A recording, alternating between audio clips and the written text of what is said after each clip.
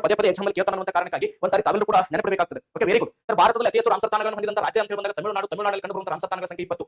ಹಾಗಾದ್ರೆ 90ನೇ ರಾಮಸರ್ತಾನ ಯಾವುದು ಅಂತ ಬಂದಂತ ಸಂದರ್ಭ ರಾಜಸ್ಥಾನದಲ್ಲಿ ಕಂಡುಬರುತ್ತದೆ. ರಾಜಸ್ಥಾನದಲ್ಲಿ ಕಂಡುಬರುವಂತಹ ಕಿಚನ್ ರಾಮಸರ್ತಾನ. 91ನೇ ರಾಮಸರ್ತಾನವು ಕೂಡ ರಾಜಸ್ಥಾನದಲ್ಲಿ ಕಂಡುಬರುತ್ತದೆ. ರಾಜಸ್ಥಾನ ರಾಜ್ಯದ ಯಾವುದು ಅಂತ ಬಂದಾಗ ಮಿನಾರ್ ಅನ್ನುವಂತಹ ರಾಮಸರ್ತಾನ ಅನ್ನುವಂಥದ್ದು. ಇದಾದ್ಮೇಲೆ 92ನೇ ರಾಮಸರ್ತಾನ ಬಿಹಾರದಲ್ಲಿ ಕಂಡುಬರುತ್ತದೆ. ಬಿಹಾರ ರಾಜ್ಯದಲ್ಲಿ ಕಂಡುಬರುವಂತಹ ಉದಯಪುರ ಜಲಾಶಯ, ಉದಯಪುರ ಸರೋವರ ಅಂತ ನೋಡ್ತಾ ಬರ್ತೀವಿ. ರಾಜಸ್ಥಾನ ಇದು ಬಿಹಾರದಲ್ಲಿ ಕಂಡುಬರುತ್ತದೆ. ಇದಾದ್ಮೇಲೆ ಬಿಹಾರ ರಾಜ್ಯದಲ್ಲಿ ಕಂಡುಬರುತ್ತದೆ. ಬಿಹಾರ ರಾಜ್ಯದಲ್ಲಿ ಕಂಡುಬರುವಂತಹ ಯಾವುದು ಅಂತ ಬಂದಾಗ ಗೋಕುಲ ಜಲಾಶಯ ಅಂತ ಕಂಡುಬರುತ್ತದೆ. ಇದಾದ್ಮೇಲೆ ಬಿಹಾರ ರಾಜ್ಯದಲ್ಲಿ ಸ್ನೇಹಿತರೆ ಇನ್ನೊಂದು ಕಂಡುಬರುತ್ತದೆ ಯಾವುದು ಅಂತ ಬಂದಾಗ ಗೋಗಾಬಿಲ್ ಸರೋವರ. ಬಿಹಾರ ರಾಜ್ಯದಲ್ಲಿ ಗೋಗಾಬಿಲ್ ಸರೋವರ. ಹಾಗೆ 95ನೇ ಯಾವುದು ಅಂತ ಬಂದಾಗ ಛತ್ತೀಸ್ಗಢದಲ್ಲಿ ಕಂಡುಬರುವಂತಹ ಕೊಪ್ರಾ ಜಲಾಶಯ ಯಾವ ರಾಜ್ಯದಲ್ಲಿ ಕಂಡುಬರುತ್ತದೆ? ಛತ್ತೀಸ್ಗಢ ರಾಜ್ಯದಲ್ಲಿ. 96ನೇ ಯಾವುದು ಅಂತ ಬಂದಾಗ ಸಿಲಿಶೆರೆ ಸರೋವರ ಯಾವ ರಾಜ್ಯದಲ್ಲಿ ಕಂಡುಬರುತ್ತದೆ? ರಾಜಸ್ಥಾನದಲ್ಲಿ ಕಂಡುಬರುತ್ತದೆ. ಇತ್ತೀಚೆಗೆ ಏನು ಹೊಸದಾಗಿ ಘೋಷಣೆ ಆಗಿದ್ದಾವಲ್ಲ ಇವೆಲ್ಲ ರಾಮಸರ್ತಾನಗಳ ಬಗ್ಗೆ ನೆನಪಿಟ್ಕೊಳ್ಳಿ.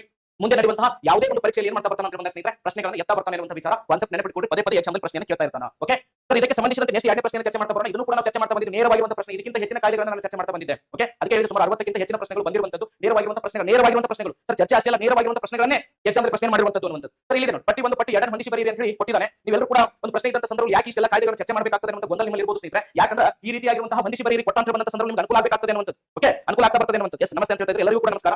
ಸರ್, ಪರಿಸರ ಸಂರಕ್ಷಣಾ ಕಾಯ್ದೆ, ವಾಯು ಮಾಲಿನ್ಯ ನಿಯಂತ್ರಣ ಕಾಯ್ದೆ, ಜಲಮಾಲಿನ್ಯ ನಿಯಂತ್ರಣ ಕಾಯ್ದೆ, ಮಾಂಟ್ರಿಯಲ್ ಒಪ್ಪಂದ ಅಂತ ಹೇಳಿದೆ. ಹಾಗಾದ್ರೆ ನಿಮಗೆ ಎಲ್ಲರಿಗೂ ಕೂಡ ಗೊತ್ತಿದೆ ಈಗ ಪರಿಸರ ಸಂರಕ್ಷಣಾ ಕಾಯ್ದೆ 1986, ವಾಯು ಮಾಲಿನ್ಯ ನಿಯಂತ್ರಣ ಕಾಯ್ದೆ 1981, ಜಲಮಾಲಿನ್ಯ ನಿಯಂತ್ರಣ ಕಾಯ್ದೆ 1974, ಮಾಂಟ್ರಿಯಲ್ ಪ್ರೋಟೋಕಾಲ್ 1987 ಮತ್ತು 1989 ಅಂತ ನೋಡ್ತೀವಿ. ಅದಕ್ಕಾಗಿ ಸರ್ ಈ ಒಂದು ಪ್ರಶ್ನೆಗೆ ಸರಿಯಾಗಿರುವಂತಹ ಉತ್ತರ ಯಾವ್ದಾಗ್ತದೆ ಅನ್ನೋದನ್ನ ತಾವೆಲ್ಲರೂ ಕೂಡ ಗಮನಿಸಬೇಕಾಗ್ತದೆ. ಸರ್, ಎ ಅಂತ ಬಂದಾಗ 3 ಅನ್ನುವಂಥದ್ದು ಇಲ್ಲೊಂದು ಕಡೆ ಇದೆ, ಇಲ್ಲೊಂದು ಕಡೆ ಇದೆ. ಇನ್ನು ಬಿ ಅಂತ ಬಂದಂತ ಸಂದರ್ಭದಲ್ಲಿ ಸರ್ ಡಿ ಅಂತ ಹೇಳಿ ಇರಬೇಕು. ಅಂದ್ರೆ ಬಿ ಅಂದ್ರೆ 4 ಇರಬೇಕು. ಸರ್, ಇಲ್ಲಿ 4 ಇದೆ, ಇಲ್ಲಿ ಕೂಡ 4 ಇದೆ. ಸಿ ಹೋಗೋಣ. ಸಿ ಅಂತ ಬಂದಾಗ 2 ಇರಬೇಕು. ಅದಕ್ಕಾಗಿ ಒಂದು ಪ್ರಶ್ನೆಗೆ ಸರಿಯಾಗಿರುವಂತಹ ಆನ್ಸರ್ ಯಾವ್ದಾಗ್ತದೆ ಅಂದ್ರೆ ಆಪ್ಷನ್ ಸಿ ಅನ್ನುವಂಥದ್ದು ಈ ಒಂದು ಪ್ರಶ್ನೆಗೆ ಸರಿಯಾಗಿರುವಂತಹ ಆನ್ಸರ್ ಆಗ್ತಾ ಬರ್ತದೆ. ನಮಸ್ತೆ ನಮಸ್ತೆ ಅಂತ ಹೇಳ್ತಾ ಇದ್ರೆ ಎಲ್ಲರಿಗೂ ಕೂಡ ನಮಸ್ಕಾರ ಸ್ನೇಹಿತರೆ. ಹಾಗಾದ್ರೆ ಇದರ ಮುಂದಿನ ವಿಚಾರವನ್ನ ಚರ್ಚೆ ಮಾಡ್ತಾ ಬರೋಣ ಸ್ನೇಹಿತರೆ. ಇಲ್ಲಿ ನೋಡ್ರಿ, ಪರಿಸರಕ್ಕೆ ಸಂಬಂಧಿಸಿದ ಹಾಗೆ ತಮಗೆಲ್ಲರಿಗೂ ಕೂಡ ಗೊತ್ತಿರಬೇಕಾಗ್ತದೆ. ಮೊದಲು ತಾವೆಲ್ಲರೂ ಕೂಡ ನೆನಪಿಟ್ಟುಕೊಳ್ಳಿ, ವನ್ಯಜೀವಿ ಸಂರಕ್ಷಣಾ ಕಾಯ್ದೆ ಯಾವಾಗ ಜಾರಿಗೆ ಬರ್ತದೆ ಇದನ್ನು ಕೇಳಿದಾನೆ. ವನ್ಯಜೀವಿ ಸಂರಕ್ಷಣಾ ಕಾಯ್ದೆ ಯಾವಾಗ ಜಾರಿಗೆ ಬರ್ತದೆ ನೋಡೋಣ, ಆನ್ಸರ್ ಮಾಡಿ. ವನ್ಯಜೀವಿ ಸಂರಕ್ಷಣಾ ಕಾಯ್ದೆ ಯಾವ ವರ್ಷದಲ್ಲಿ ಜಾರಿಗೆ ಬಂತು? ಇದಾದ್ಮೇಲೆ ತಮಗೆಲ್ಲರಿಗೂ ಕೂಡ ನೆನಪಿಡಬೇಕಾಗ್ತದೆ ಸರ್ ಏನು ಅಂತ ಬಂದಂತ ಸಂದರ್ಭದಲ್ಲಿ ಎಕ್ಸಾಮ್ ಪ್ರಶ್ನೆ ಕೇಳ್ತಾ ಬರ್ತಾನಲ್ಲ ಅವುಗಳನ್ನ ಅಷ್ಟೇ ಚರ್ಚೆ ಮಾಡ್ತಾ ಬರೋಣ. ಇನ್ನು ಭಾರತೀಯ ಅರಣ್ಯ ಸಂರಕ್ಷಣಾ ಕಾಯ್ದೆ ಯಾವಾಗ ಜಾರಿಗೆ ಬಂತು? ಭಾರತೀಯ ಅರಣ್ಯ ಸಂರಕ್ಷಣಾ ಕಾಯ್ದೆ ಗಮನಿಸ್ತಾ ಬರೀ, ಭಾರತೀಯ ಅರಣ್ಯ ಸಂರಕ್ಷಣಾ ಕಾಯ್ದೆ ಅಂತ ಬರ್ತದೆ. ಈ ಭಾರತೀಯ ಅರಣ್ಯ ಸಂರಕ್ಷಣಾ ಕಾಯ್ದೆ ಅನ್ನುವಂಥದ್ದು ಯಾವ ವರ್ಷದಲ್ಲಿ ಜಾರಿಗೆ ಬಂದಿತ್ತು ಅನ್ನುವಂಥದ್ದು. ಇದಾದ್ಮೇಲೆ ಸರ್ ನಮಗೆ ಇಂಪಾರ್ಟೆಂಟ್ ಆಗಿರುವಂಥದ್ದು ಯಾವುದು ಅಂತ ಬಂದಾಗ ಭಾರತದಲ್ಲಿ ಪರಿಸರ ಸಂರಕ್ಷಣಾ ಕಾಯ್ದೆ ಯಾವಾಗ ಜಾರಿಗೆ ಬರ್ತದೆ? ಪರಿಸರ ಸಂರಕ್ಷಣಾ ಕಾಯ್ದೆ ಅನ್ನುವಂಥದ್ದು ಭಾರತದಲ್ಲಿ ಯಾವ ವರ್ಷದಲ್ಲಿ ಜಾರಿಗೆ ಬರ್ತದೆ ಆನ್ಸರ್ ಮಾಡ್ತಾ ಬರೀ. ಇದಷ್ಟೇ ಅಲ್ಲದೆ ಸರ್ ಜಲಮಾಲಿನ್ಯ ನಿಯಂತ್ರಣ ಕಾಯ್ದೆ ಭಾರತದಲ್ಲಿ ಜಾರಿಗೆ ಬಂದಂತ ವರ್ಷ.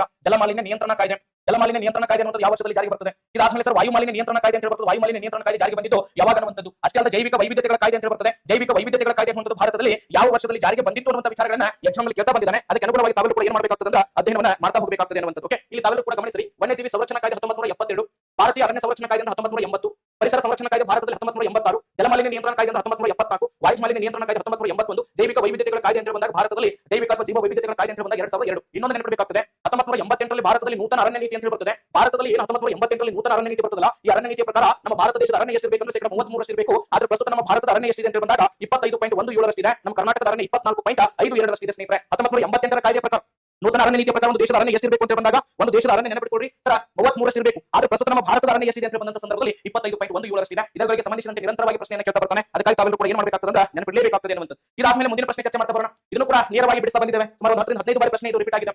ಅಪಾಯಕ್ಕೊಳಗಾಗುವ ಸಂಭವವಿರುವ, ಭಯದಲ್ಲಿರುವ, ಅಳಿವಿನ ಅಂಚಿನಲ್ಲಿರುವ ಜೀವಿಗಳ ದತ್ತಾಂಶಗಳನ್ನು ಪ್ರಕಟಿಸುವಂತ ಸಂಸ್ಥೆ ಯಾವುದು ಅಂತ ಪ್ರಶ್ನೆ ಕೇಳಿದ್ದಾನೆ.